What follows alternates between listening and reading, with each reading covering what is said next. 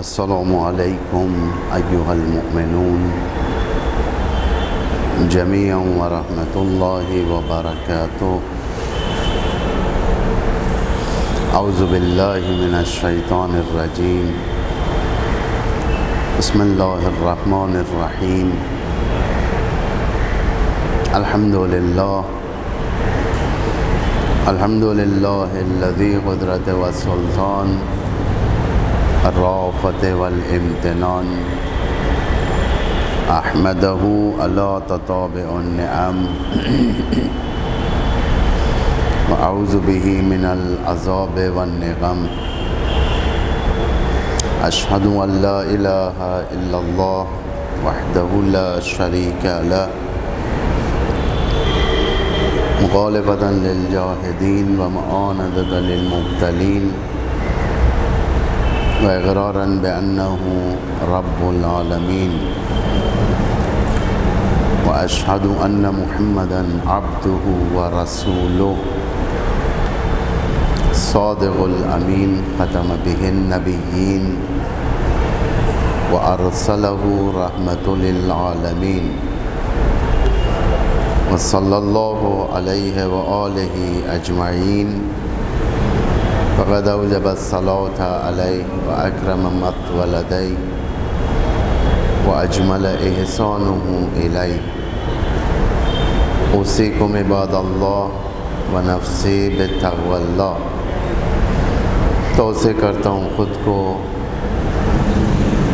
اور تمام نماز گزاروں کو تقوی الہی کی طرف۔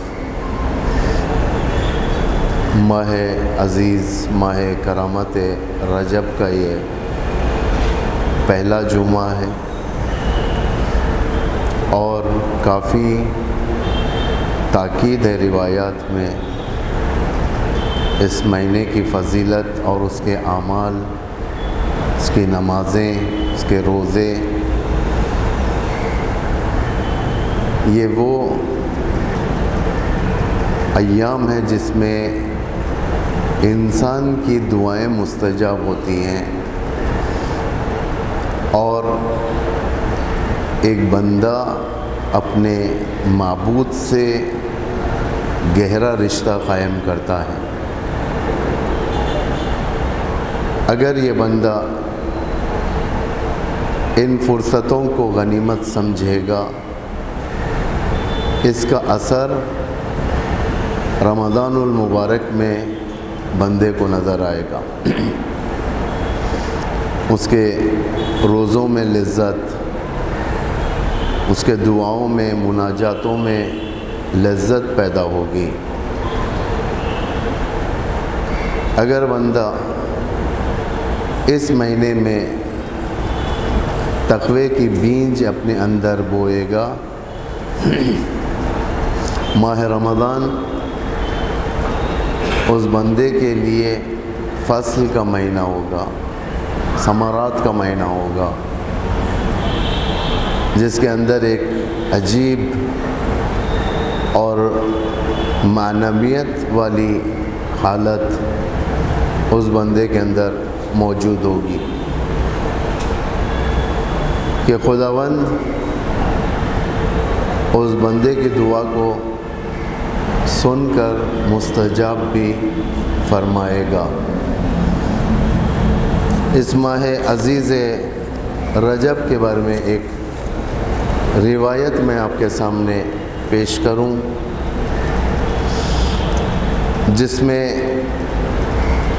ایک فرشتہ اس ماہ مبارک رجب میں دن اور رات، یا بعض میں رات میں مغرب سے شروع کرتا ہے آواز، صبح تک آواز دیتا ہے، اور صبح میں ایک منادی آواز دیتا ہے مغرب تک،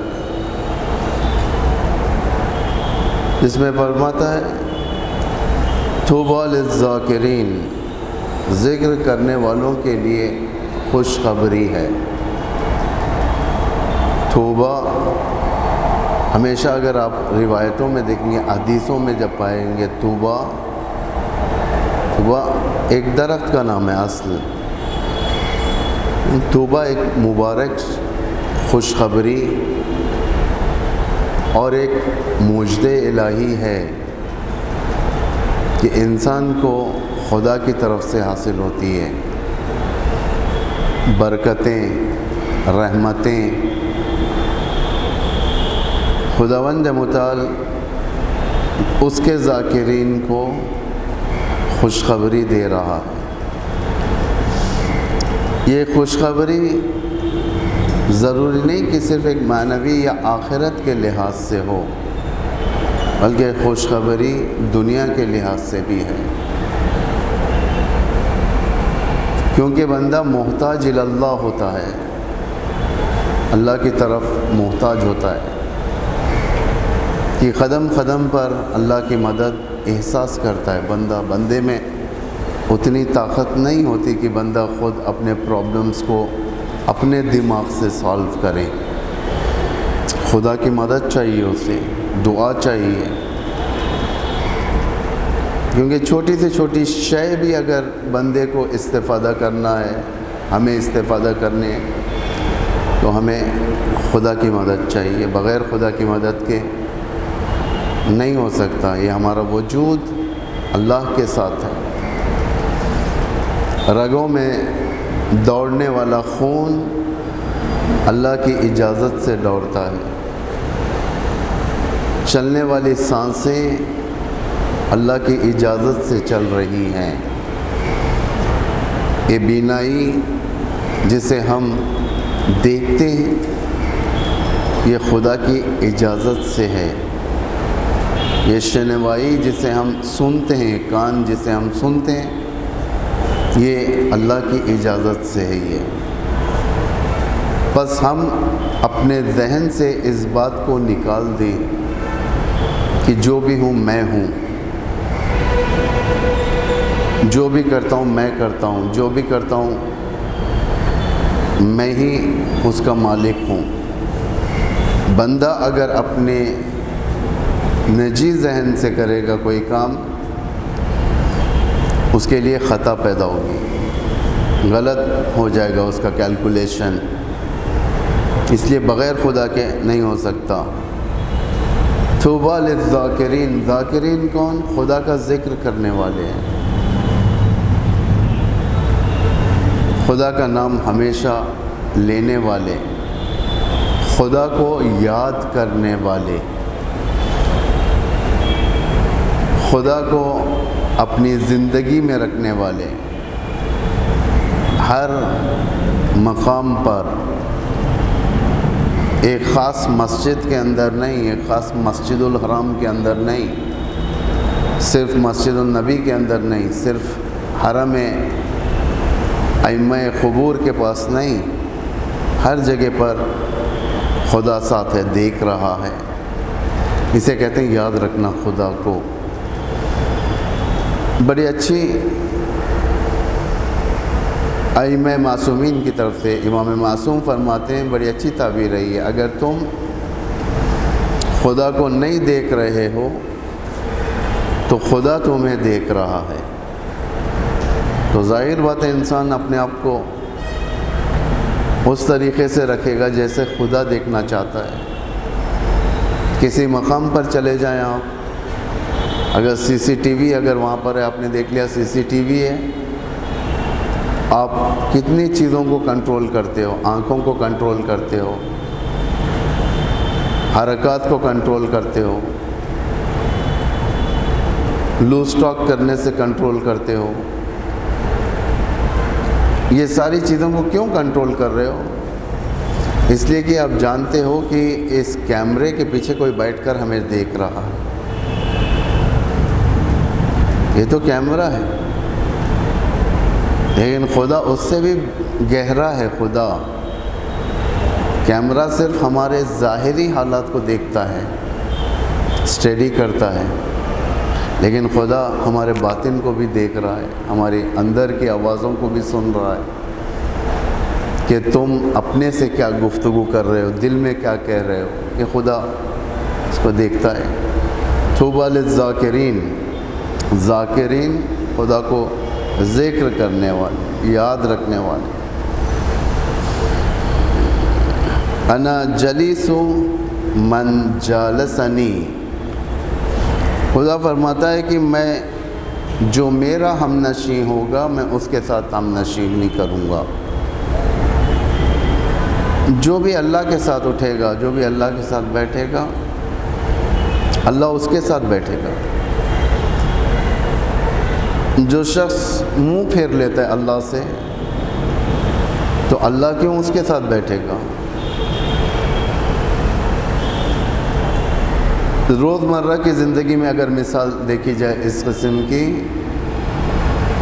ہم انہی لوگوں کے ساتھ بیٹھ کر بات کرنا پسند کرتے ہیں جو ہماری بات سنتے ہیں، جو ہمیں سمجھتے ہیں، جو ہمیں توجہ دیتے ہیں، ہم انہی کے ساتھ بیٹھیں گے۔ ورنہ وہ جو توجہ نہیں دیتے وہ تو پرایا ہوتے ہیں، وہ ان کے ساتھ کیا بیٹھنا، ان کے ساتھ کیا بات کرنا، ان کے ساتھ کیا حال دل بیان کرنا ہے، کیسے بیان کریں گے حال دل کہ وہ ہمارا ہم نشین نہیں ہے۔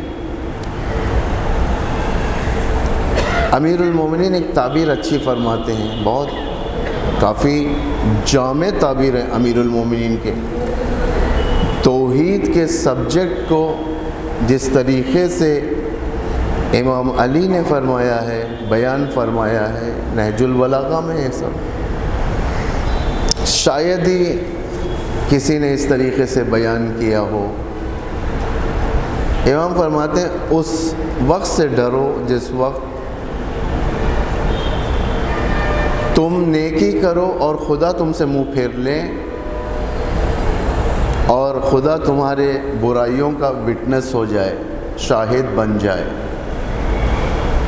کبھی کبھار خدا منہ پھیر لیتا ہے، اپنا منہ پھیر لیتا ہے، یہ مادی نہیں ہے، مادی منہ نہیں ہے اللہ کا کوئی، خدا اپنی رحمت سے دور کر دیتا ہے۔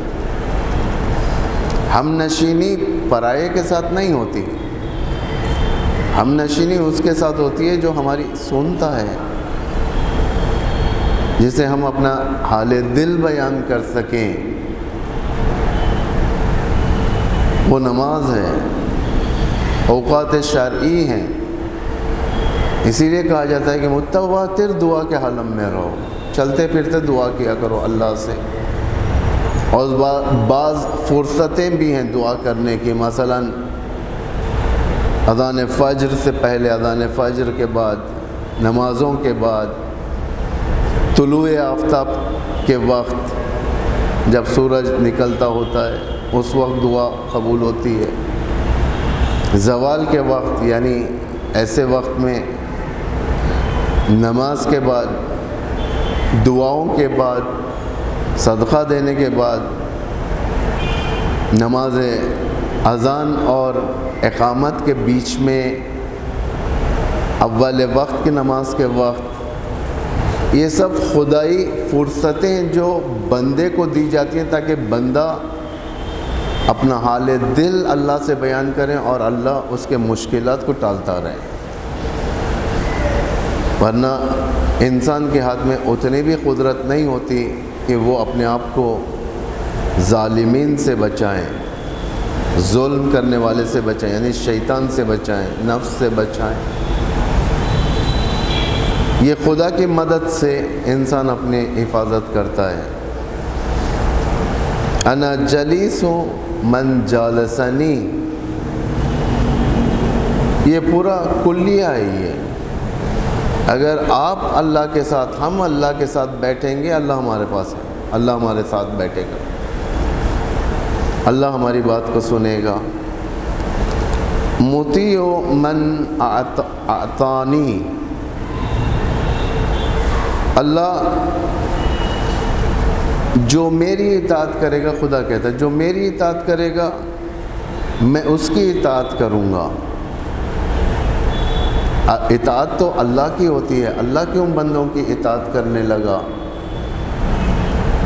ایک عظیم فلسفہ اس کے اندر اللہ نے رکھ دیا، اطاعت یعنی دعاؤں کا سننا۔ اگر تم اللہ کو استجاب کرو گے، اللہ تمہیں استجاب کرے گا، ہمیں استجاب کرے گا۔ اگر ہم اللہ کی سنتے رہیں گے اللہ ہماری سنے گا ایک دن۔ اگر ہم اللہ کی ہر بات کو لبیک کہیں گے، اللہ ہماری بات کو لبیک کہے گا، ہے نا۔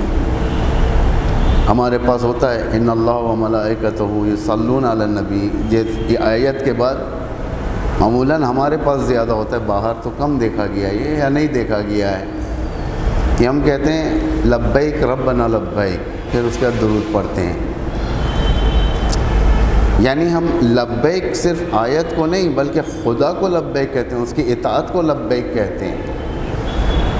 اللہ نے حکم دیا فلاں چیز کرو، ہم نے کہا لبیک۔ حی علی الصلاۃ، ہم نے کہا لبیک۔ حی علی الفلاح، ہم نے کہا لبیک۔ حی علی خیر العمل، ہم نے کہا لبیک۔ ہر چیز کو لبیک، صرف زبانی لبیک نہیں ہے یہ۔ نماز کی طرف آنا، نیکی کی طرف آنا، فلاح کی طرف آنا، خیر کی طرف آنا، اپنے جان دل و جان کے ساتھ ہمیں اس نیکی کی طرف جانا ہے، اسے کہتے ہیں لبیک۔ جب بغیر چوں و چرا کے ہم اللہ کو لبیک کہیں گے، خدا کہتا ہے مطیع من اطاعنی، میں جو میری اطاعت کرے گا میں اس کی اطاعت کروں گا۔ ہمیشہ لبیک کہتا رہا۔ ایک بار بندہ مشکل میں آ گیا، اب اس نے اللہ سے کہا کہ خدایا یہ میری مشکلیں حل کر دے۔ اللہ ڈیلے نہیں کرتا، اس میں فوراً لبیک کہتا ہے۔ دعا میں بھی ہے، قرآنی آیت ہے یہ، ادعونی استجب لکم۔ خدا کہہ رہا ہے کہ تم مجھے آواز دو، پکارو، میں تمہیں استجاب کروں گا۔ اور سورہ انفال میں یہی خدا ارشاد فرما رہا ہے، جب اللہ اور اس کا رسول تمہیں آواز دے تم اسے استجاب کرو۔ صرف یہ کہہ کر نہیں چھوڑ دیا کہ تم پکارو میں استجاب کروں گا، یہ ون وے ہو گیا یہ۔ لیکن ریلیشن شپ دونوں طرف سے ہونا چاہیے، برابر ہونا چاہیے۔ ٹھیک ہے، دوسرا راستہ کیا ہے اس رشتے کو مضبوط کرنے کا؟ خدا کہتا ہے کہ ٹھیک ہے، میں جب تمہیں پکاروں اور میرا پیغمبر جب تمہیں پکارے تم استجاب کرو، اس سے ہمیں استجاب کرو۔ لین دین، مجھے اللہ کی ضرورت ہے، اللہ کو ہماری ضرورت ہے۔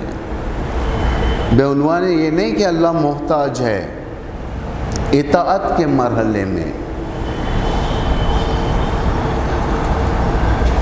وغافر من استغفرنی، جو بھی اس مہینے میں آ کر استغفار کرے گا مجھے وہ غافر پائے گا، معاف کرنے والا پائے گا۔ بندے کے لیے خدا بہانے ڈھونڈتا ہے کہ اس کو کیسے معاف کروں۔ جب بندہ گناہ پہ گناہ کرتا ہے، خداوند متعال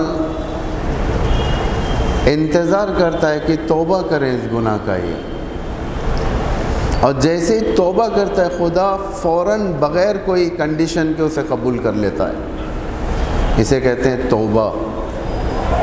اور اللہ نے یہاں پر وعدہ کیا ہے کہ میں اسے معاف کروں گا، اس لیے کہ اللہ غفور الرحیم ہے۔ غفور الرحیم کا مطلب یہ ہے کہ وہ زیادہ معاف کریں، بڑا معاف کرنے والا ہے وہ۔ پھر اس مہینے کے بارے میں ارشاد فرماتا ہے الشہر شہری، یعنی اس میں کسی کا مداخلت نہیں ہے۔ یہ شہر کہتے ہیں عربی میں، شہر اردو میں کہتے ہیں کہ مہینہ۔ شہر رمضان الذی انزل فیہ القرآن، وہ رمضان کا مہینہ جس میں قرآن کو نازل کیا ہے خدا نے۔ الشہر شہری، کہ یہ مہینہ میرا مہینہ ہے۔ والعبد عبدی، یہ بندہ میرا بندہ ہے۔ والرحمت رحمتی، کہ رحمت میری رحمت، یعنی اس میں ایک خدا نے بڑا پیغام رکھا ہے.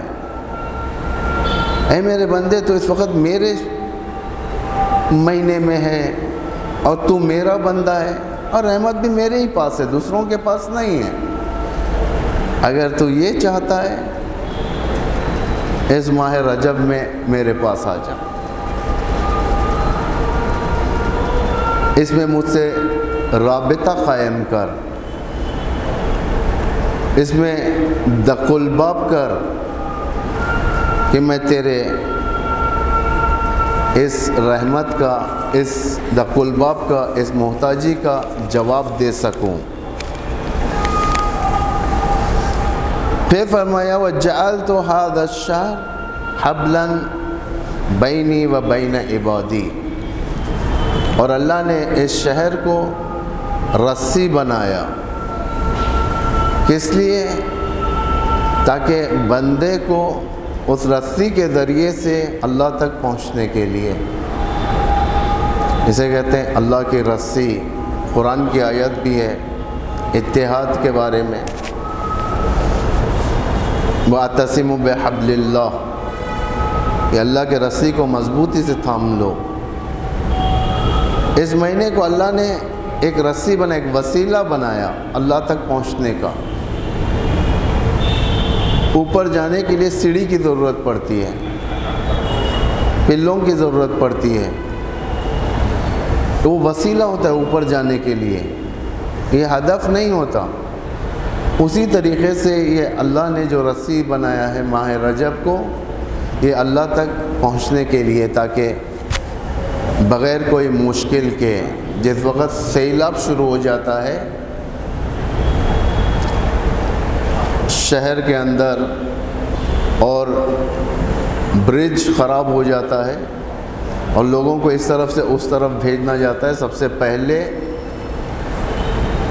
ایک مضبوط رسی کا انتظام کیا جاتا ہے تاکہ اس طرف سے اس طرف تک رابطہ رہے اور بندہ اس رسی کے ذریعے سے رسی کو تھامتا ہوا اس مقام تک پہنچ جائے. اس لیے کہ رسی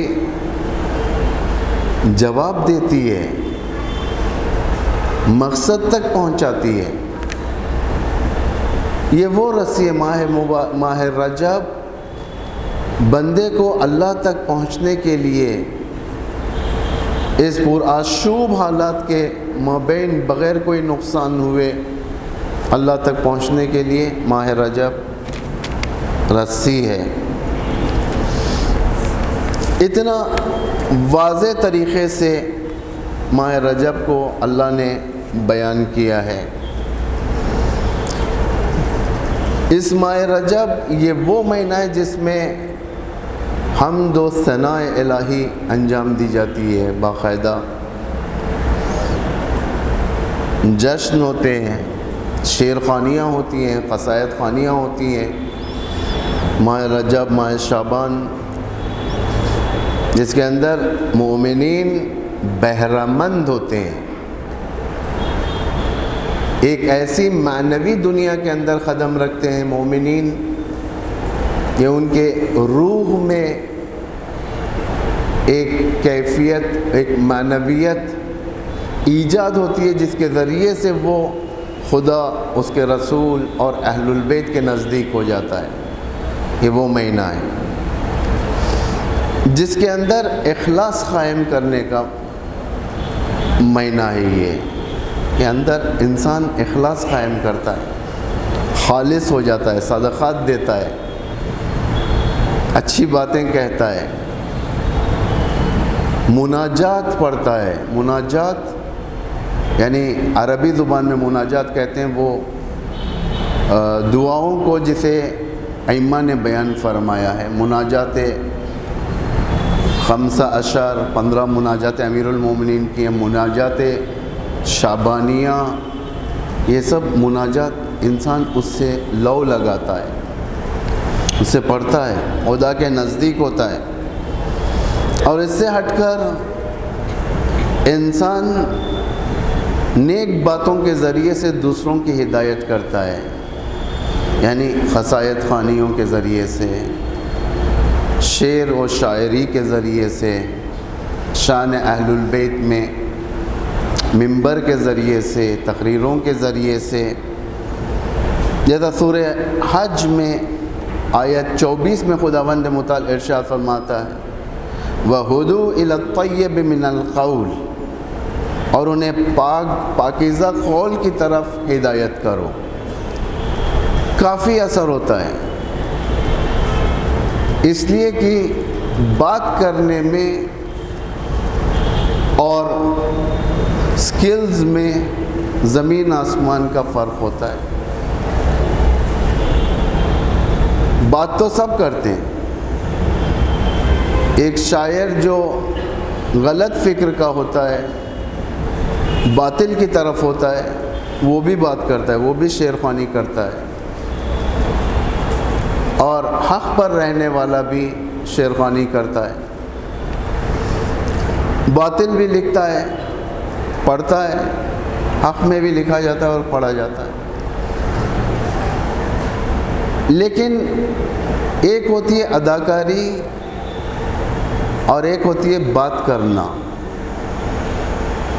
اداکاری کرنے کے لیے سکلز کی ضرورت ہوتی ہے، مذاق کرنے کے لیے سکلز کی ضرورت ہوتی ہے، بات کرنے کے لیے سکلز کی ضرورت نہیں ہے، اخلاص کی ضرورت ہوتی ہے۔ ایک کامیڈین، ایک سٹیج شو کرنے والا، ایک وہ شخص جو لوگوں کو ان کی طبیعتوں کو بحال کر دینے والا، یہ جو کرتا ہے اپنے سکلز کے بنا پر کرتا ہے، دیکھتا ہے، چہروں کو اسٹڈی کرتا ہے، جب تک مسکراہٹیں ہو رہی ہیں، ہنسی جاری ہے، اپنا کلام جاری رکھتا ہے، اور جیسے ہی دیکھا کہ چہرے کا رنگ بدل رہا ہے، ہنسی سے، مسکراہٹ سے نارضائیتی کی طرف آ رہا ہے، اب وہ کامیڈین یا اسٹیج شو کرنے والا اپنا سکل بتائے گا، دوبارہ نارضائیتی سے رضائیتی کی طرف لے کر آئے گا، ہنسی کی طرف لے کر آئے گا، مذاق کی طرف لے کر آئے گا۔ یہ سکلز، اداکاروں کے پاس سکلز ہوتے ہیں، لیکن بات کرنے والے کے پاس سکلز نہیں، اخلاص ہوتا ہے۔ مثلا شعر و شاعری ہمارے پاس جو ہوتی ہے، اگر سکل ہے یا ہدایت ہے یہ دیکھنا ہے ہمیں، تو انداز سے معلوم ہو سکتا ہے۔ سکل اگر ہے اس کا نظریہ یہ ہوگا، مثلا جو معمولاً کہنا نہیں چاہیے لیکن ایک مثال من باب مثال آپ کے سامنے عرض کرتا ہوں، مثلا کہتے ہیں کہ کہاں ہے میرا مجمع، میں کوئی قبرستان میں نہیں پڑھ رہا ہوں، محنت کر کر آیا ہوں۔ یہ سکلز ہیں، لوگوں کو ان کی زبانوں کو کھلی رکھنے کے لیے، واہ واہ کے لیے سکلز۔ وَهُدُوا إِلَى الطَّيِّبِ مِنَ الْقَوْلِ، سکل کی ضرورت نہیں ہے، اخلاص کی ضرورت ہے۔ یعنی وہ انسان جو بات کرے گا اللہ کے لیے بات کرے گا، امام زمانہ کو راضی رکھنے کے لیے بات کرے گا، اگر شعر کہے گا مدح اہل بیت میں اللہ کو راضی کرنے کے لیے کہے گا، امام زمانہ کو خوش کرنے کے لیے کہے گا، اسی لیے کہا جاتا ہے خوشنودی امام زمانہ، کہ خوش کرنا ہے ہمیں، امام زمانہ کو کرنا ہے۔ اس کے لیے سکلز کی ضرورت نہیں، اگر اخلاص ہے وہ اپنی بات کہتا جائے گا، پھر اسے بیچ بیچ میں ڈائیلاگز لانے کی ضرورت نہیں پڑے گی، کہاں ہے میرا مجمع، میں قبرستان میں تو تقریر نہیں کر رہا ہوں، یہ کہنے کی ضرورت نہیں پڑے گی، وہ اپنی بات کہتا جائے گا اور لوگ ہدایت پاتے جائیں گے۔ اب جو یہ دور جو ایک ٹیکنالوجی کا دور ہے، جس کے اندر ہر چیزیں تقریباً چیزیں 90% چیزیں جو لوگوں کو دی جاتی ہیں اب اس دور کے اندر یعنی 21 سینچری کے دور میں آپ کو ٹیکنالوجی کے ذریعے سے زیادہ اثر کرے گی. یعنی فلمز بنائیں گے، باطل بھی بنائے گا، حق بھی بنائے گا، تاکہ لوگوں کو اپنی طرف کھینچنے کے لیے. اس لیے دیکھیں باطل بھی بہت سارے فلمز بناتے ہیں، حق بھی بناتے ہیں. ہمارے پاس بھی فلمز بنتے ہیں شیعوں میں، ایران کے اندر بنائی جاتی ہیں، جیسا امام علی بنایا، جیسا امام حسن کا سیریل بنایا، جیسا یوسف بنایا، جیسا حضرت یوسف پیغمبر، مختار نامہ، یہ سب آپ لوگوں نے دیکھا ہوگا. سفیر امام حسین، ایک تقریباً نہضت انقلاب کے آنے کے بعد انہوں نے اس کے اوپر کافی کام کیا ہے. اس کے اندر آپ دونوں کیریکٹرز کو ہر سیریل میں دیکھیں گے، دونوں کیریکٹرز کو، خُذُوا إِلَى الطَّيِّبِ مِنَ الْقَوْلِ کو بھی دیکھیں گے اور فنکاروں کو بھی دیکھیں گے، یعنی اداکاروں کو جو سکلز استعمال کرتے ہیں. بعض جو تاریخی سیریل ہیں جو آپ لوگ دیکھتے ہیں، آپ کے ذہنوں میں بھی ہے یہ بات. میرا ذہن اتنا وسیع نہیں ہے کہ میں آپ کو کون سا سیریل، کون سا پارٹ، کون سا ایپیسوڈ میں آپ کو بیان کروں. آپ لوگ جانتے ہیں، دیکھے بھی ہیں، آپ کے ذہن میں گزرا ہے اور مزید آپ دیکھ سکتے ہیں. دونوں جگہ تقریروں کو بتاتا ہے. مثلا ایک مسجد کوفہ میں امام حسن تقریر کر رہے ہیں، امام علی تقریر کر رہے ہیں، یا اسی مسجد کوفہ میں ابن زیاد کی تقریر، مختار نامے کے اندر، ہاں یاد آیا، مختار نامے کے اندر ابن زیاد کی تقریر ہوتی ہے. اور اسی مسجد میں ایک پارٹ بتاتا ہے کبھی مختار تقریر کرتے ہیں، کبھی امام علی کی تقریر امام کے سیریلوں میں، یا شام کے اندر، دمشق کے اندر بنی امیہ کے دربار میں معاویہ تقریر کرتا ہے، عمر عاص تقریر کرتا ہے، یا دیگر ان کے جو بھی نمائندے باطل نمائندے تقریر کرتے ہیں. جتنا باطل میں آپ دیکھیں گے نمائش ہوتی، ایگزیبٹ، فنکاری. معاویہ ابن ابی سفیان تقریر کرنے کے لیے جائے گا، جانے والا ہوگا، عمر عاص کہے گا روک کر کہ معاویہ روک، لوگوں کے سینٹیمنٹس کے ساتھ کھیل. توجہ کریں آپ لوگ، کافی گہری بات ہے یہ. وہ پوچھتا ہے کہ کیا کرنا ہے مجھے، کہتا ہے کہ یہ مسئلہ خراب ہے، ذرا سارا بلیم اللہ پر ایسے ڈال کہ لوگ انڈوز کریں. جسے انڈوز کرنا جسے کہتے ہیں کہ ہاں آپ نے صحیح کہا. تو جیسے وہ تقریریں کرتے ہیں وہ لوگ، ابن زیاد تقریر کرتا ہے تو جماعت کو بھی بتاتا ہے، جو لوگ نیچے بیٹھے ہوئے ہیں سر ہلاتے ہیں، باقاعدہ انڈوز کرتے ہیں، صحیح کہا آپ نے، حسن غلط تھے، نعوذ باللہ علی ابن ابی طالب غلط تھے، اس طریقے سے تھے، اس طریقے سے انڈوز کرتے ہیں. یہ فنکاری ہے. لوگوں کے مزاجوں کے ویکنسوں کو دیکھ کر اپنے باطل باتوں کے اوپر انڈوسمنٹ لینا، یہ فنکاروں کا کام ہے. سکلز چاہیے اسے. اسی مقام پر آپ لوگ دیکھیں گے کہ حسن ابن علی کی ایک تقریر، امام علی کی تقریر، لیکن نیچے بیٹھے ہوا مجمع پن ڈراپ سائلنٹ امام کو سن رہا ہے. ان کی نگاہیں امامت کے اوپر ہیں، ان کے کان امام کی باتوں کی طرف ہیں، کیونکہ امام سکلز استعمال نہیں کرتا. صرف شریعت میں ہمارے پاس سکلز استعمال کرنے کا طریقہ میدان جنگ کے اندر ہے کہ کس طریقے سے اپنی بہادری بتانا ہے دشمن کے مقابل میں. حتیٰ اس مقام پر بھی خدائی لوگ استعمال نہیں کرتے سکل. یہ زمانے میں اگر دیکھا جائیں گے تو خود قاسم سلیمانی اس سے بہتر مثال میں نہیں دے سکتا جوان بچوں کو. ان کے جنگ کے میدانوں کے اندر کی جو کلپس ہوتے ہیں وہ اٹھا کر دیکھیں، تھوڑا بھی شو نہیں ہے، یعنی ایسا لگتا ہے کہ واقعاً نمائندے یہ علوی امام علی کی سفارت کر رہا ہے۔ اخلاص، امام یہ نہیں دیکھتا تھا کہ امام کا کام ہی ہے یہ، امام یہ نہیں دیکھ سکتا کہ کتنے لوگوں کو ایک تقریر کے ذریعے سے میں اپنا فین بنا لوں، جیسا آج کل ہوتا ہے نا، ٹیکنالوجی ہے اور اس کے اندر نہ جانے فیس بک ہوتا ہے، انسٹاگرام ہوتا ہے، فین فالوونگ کہتے ہیں، فین پیج بھی ایک ہوتا ہے کہ دیکھتے ہیں کہ کتنے میرے پیج سے جڑ رہے ہیں لوگ، کتنی میری مقبولیت لوگوں کے درمیان ہو رہی ہے۔ یہ سکلز ہیں۔ میں جتنا اچھا اپلوڈر بنوں گا کلپ کا، میں جتنا اچھا میں اپنی کلپ کو پیش کروں گا، اتنے زیادہ لائکس بھی آئیں گے، اتنے زیادہ کمنٹس بھی آئیں گے، اتنے زیادہ فالوورز بھی بڑھیں گے۔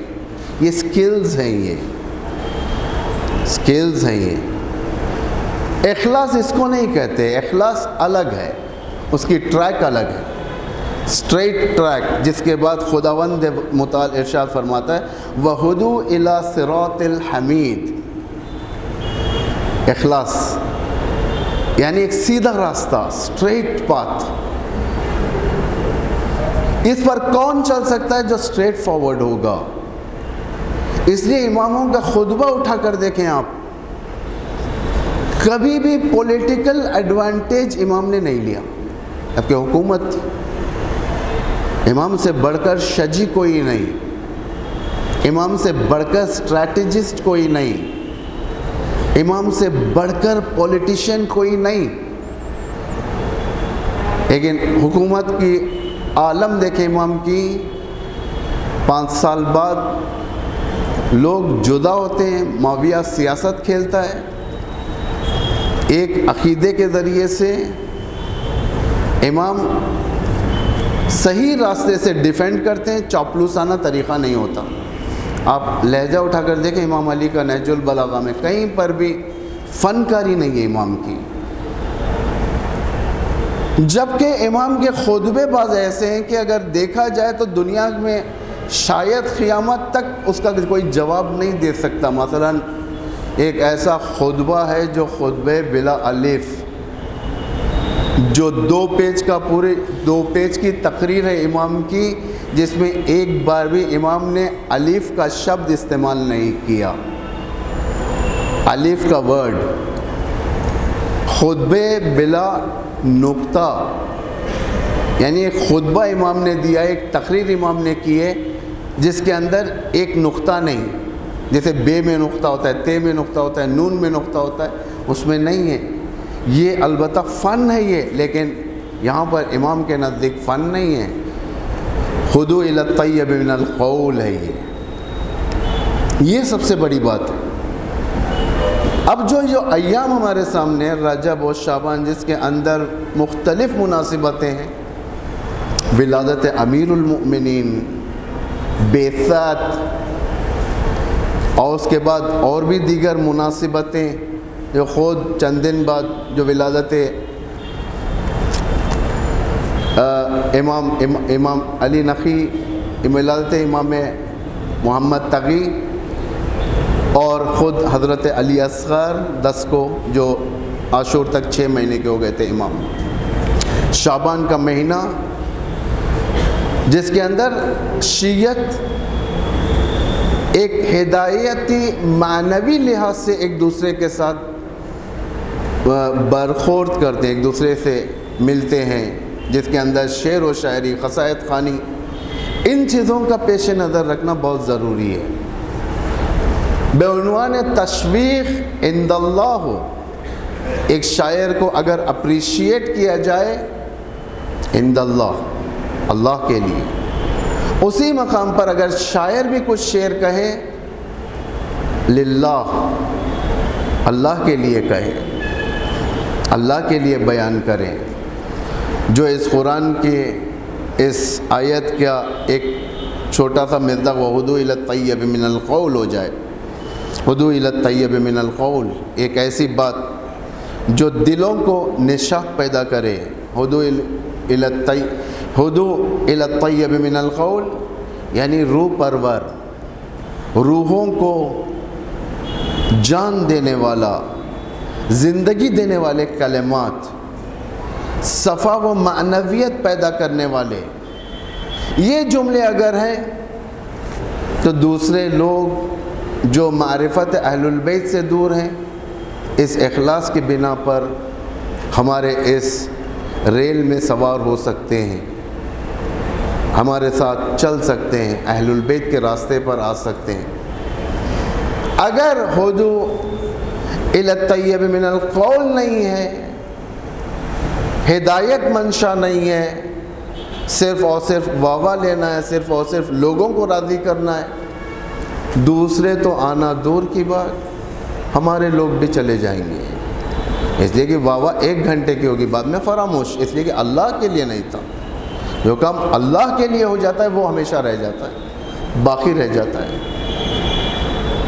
تاریخ میں ایسے ایسے شعراء بھی گزرے ہیں، شاعر جن کا کلام آج بھی ہے۔ بعض شعراء ایسے تھے جسے اماموں نے آگے انہیں مدد کی، اس کے بعد کیا کلام لکھنا ہے، اس کے بعد کون سا مصرع اضافہ کرنا، اماموں نے مدد کی ہے۔ کیوں؟ اخلاص تھا۔ اگر اخلاص نہ ہو اس کے اندر تو یہ فنکاری ہو جائے گی۔ ایک زیادہ لوگ آ گئے، زیادہ نعرے لگ گئے، زیادہ واہ ہو گئی، بعض یہ سمجھتے ہیں کہ بھائی آج اتنے سارے لوگ آئے ہمارے پاس، اتنے نعرے لگے، اتنی واہیں ہوئی، شہزادی نے ہمارے مجلس کو قبول کر لیا، جشن کو قبول کر لیا۔ قبولیت کا معیار یہ نہیں ہے، قبولیت کا معیار قرآنی آیت ہے، وَهُدُوا إِلَى الطَّيِّبِ مِنَ الْقَوْلِ۔ قبولیت کا معیار یہ دیکھیں کہ کتنے لوگ عامل ہوئے، اس کے عمل کرنے والے کتنے ہوئے، کتنے لوگوں نے اصلاح کی، کتنے لوگوں نے اپنے اندر انقلاب پیدا کیا، یہ قبولیت کا معیار ہے۔ ایک بھی اگر ہدایت پا جائے کافی ہے، نجات کے لیے کافی ہے، اہل البیت سے ملحق ہونے کے لیے۔ ماہ رجب، ماہ شعبان کی قدردانی ہو اور اس کے جو قوانین ہیں اس کی ہم رعایت کریں، زیادہ اس کے اندر مغفرت استغفار کریں، بالخصوص آج جو یہ ایام جس میں 3 چیزیں زیادہ کریں آپ۔ ایک، لا الہ الا اللہ زیادہ پڑھیں، استغفار زیادہ کریں، سورہ توحید زیادہ پڑھیں، قل هو اللہ احد جتنا ہو سکے پڑھیں۔ ایک دن لا الہ الا اللہ کے لیے رکھیں آپ لوگ، اٹھتے بیٹھتے چلتے پھرتے جب بھی وقت ملے، ڈرائیو کر رہے ہو، جا رہے ہو کہیں پر، لا الہ الا اللہ ایک ذکر ہے جو زبان کے اندر ہی ہو جاتا ہے۔ استغفار، ایک دن استغفار کا رکھیں کہ وہ دن صرف استغفار، ایک دن قل هو اللہ کا دن رکھیں، صرف سورہ توحید پڑھیں، ایک دن درود کا رکھیں۔ اس طریقے سے ڈیوائیڈ کر کے آپ لوگ اپنے رابطے کو اللہ کے نزدیک کریں۔ اس مہینے میں ایک دوسرے کے لیے فراموش نہ کریں، دعائیں کریں کہ وہ پرانے ایام جو لوٹ رہے ہیں انشاءاللہ پوری طور سے لوٹ جائیں، دشمن کوئی نئی سازش نہ کریں، پھر ہم ایک دوسرے سے مصافحہ کریں، ہم ایک دوسرے سے ملیں، ایک دوسرے کے ساتھ انشاءاللہ الپروردگار ہمارے اعمال کو استجاب کرنے والا ہے۔ بسم اللہ الرحمن الرحیم، والعصر ان الانسان لفی خسر الا الذین آمنوا وعملوا الصالحات وتواصوا بالحق وتواصوا بالصبر۔